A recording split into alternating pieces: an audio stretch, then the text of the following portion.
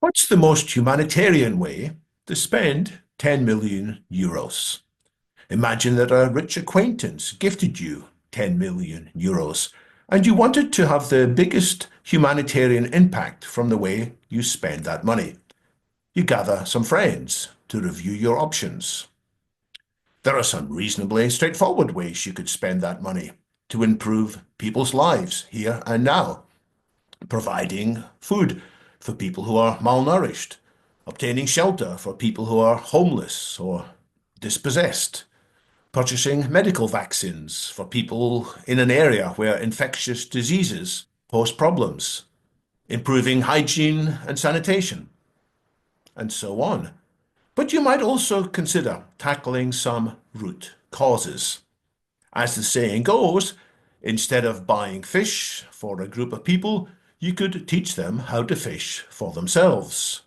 Instead of paying for prosthetic limbs for people injured in war zones, you could, in principle, help negotiate a lasting peace settlement.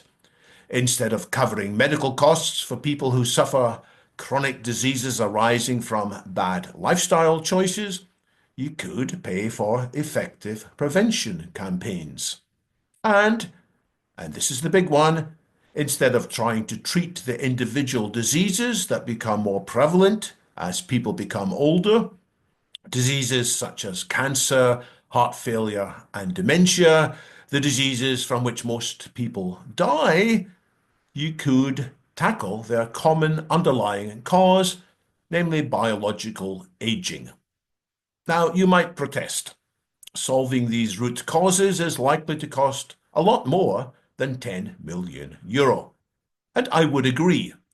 So consider instead the possibility that your 10 million euro, spent well, could catalyse a whole lot more expenditure.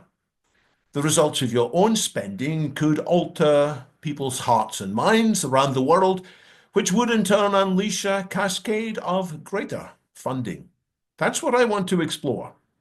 It's this possibility that biological aging could be defeated in the not too distant future if society decides to apply sufficient resources for that goal.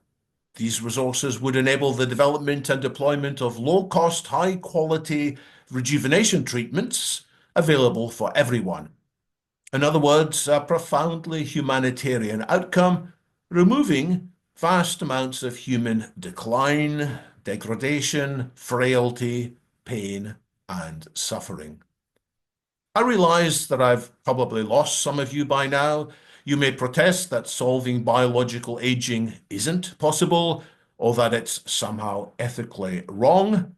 But I suspect that even in that case, there's some interest somewhere in the back of your mind as to what it would take to create a world freed from biological aging. And if it turns out that spending 10 million euros wisely could hasten the arrival of such a world, maybe you'll permit yourself to change your mind. So, how could 10 million euros best be spent to accelerate a societal tipping point that would bring about a successful war on aging? People have different ideas on that question. I'm going to run through 9 different ideas. Please let me know in the comments which one you would pick. Option 1, help develop special economic zones, sometimes called longevity states, that will encourage and support greater innovation with rejuvenation therapies faster than is possible under existing FDA regulations and procedures. Option 2, target politicians to get them to change their minds about the desirability of using public funds and resources to tackle biological aging. This could involve public open letters and petitions, or sharing research with politicians in language that is legislation friendly. Option 3, a more general coordinated public communications campaign with improved messaging, including memes, songs, short stories, documentaries, wiki articles, Netflix series, and so on.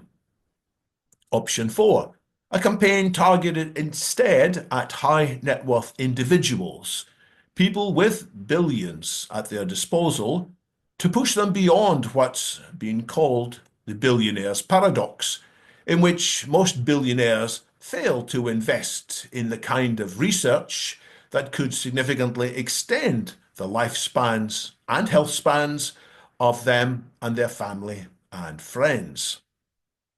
Option 5. Efforts to transform existing health span initiatives, such as the Don't Die project of Brian Johnson, so that these initiatives move beyond lifestyle changes and instead support significant research into deeper rejuvenation treatments. Option 6. Carry out rejuvenation experiments on relatively short-lived animals, such as mice, dogs, or C. elegans worms, where the results could be dramatic in just a few years. Option 7. Support research into alternative theories of aging and rejuvenation, such as organ replacement and body replacement, or the body's electrome. Option 8.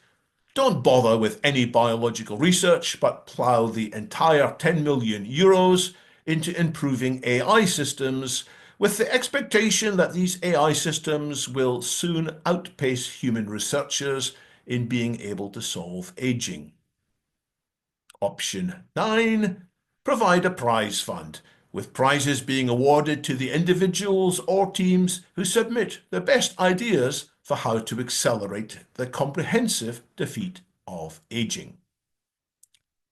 But which of these 9 options would you personally choose? Or would you spend the money in yet another different way? Please let me know what you think.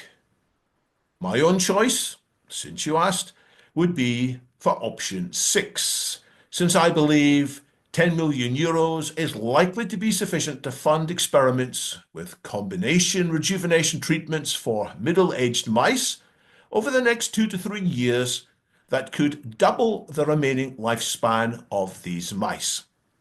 That's similar to giving treatments to humans aged 50 and changing their expected lifespan from 80 years to 110 years. Wouldn't that make the world sit up?